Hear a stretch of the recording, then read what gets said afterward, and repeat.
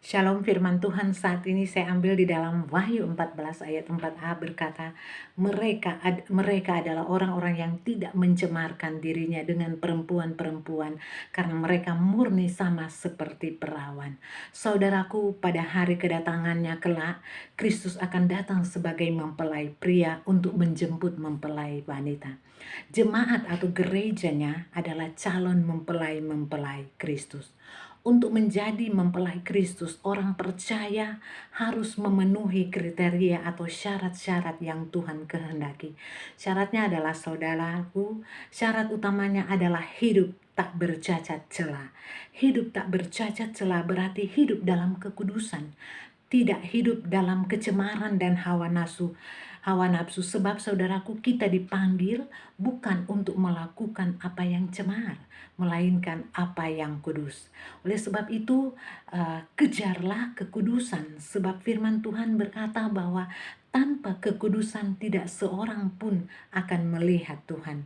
Saudaraku, mempelai Kristus adalah orang-orang yang senantiasa karib dengan Tuhan, seperti yang Kristus teladankan. Ia senantiasa bergaul karib dengan Bapa.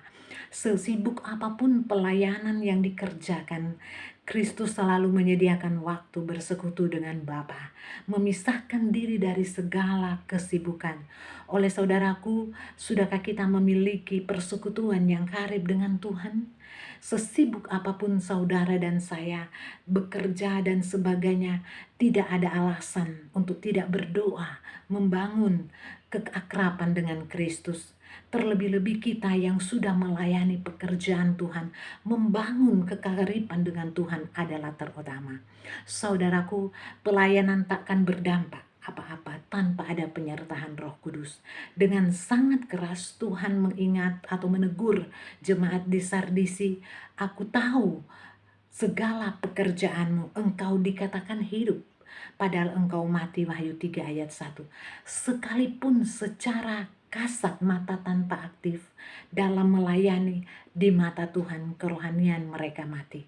Karena saudaraku, pelayanan mereka tak lebih dari rutinitas agama sesama. Saudaraku, mempelai Kristus adalah orang-orang yang mengikuti anak domba. Itu kemana saja ia pergi. Wahyu 14 ayat 4b dikatakan. Ini berbicara tentang kesetiaan dan komitmen seperti Rut yang setia mengikut Naomi sebagai mertuanya. Sebab kemana engkau pergi, ke situ jugalah aku pergi. Dan di mana engkau bermalam, di situ jugalah aku bermalam. Bangsamulah bangsaku dan Allahmu Allahku. Di mana engkau mati, di situ aku pun di sana aku pun mati. Di sanalah, di mana aku dikuburkan, di sanalah aku dikuburkan. Itu bicara kesetiaan Rut. Dia setia kepada mertuanya. Bisa dibaca di dalam Rut 1 ayat 16 sampai 17. Oleh sebab itu, saudaraku, saudara dan saya, sudahkah kita memenuhi syarat sebagai mempelai Kristus? Jika belum, saat ini persiapkan diri. Mulai saat ini dan sekarang, biarlah kita siapkan diri untuk mempersiapkan diri kita, untuk mempersiapkan diri kita, dan biarlah kita sebagai orang-orang yang percaya tetap setia mengikut Kristus.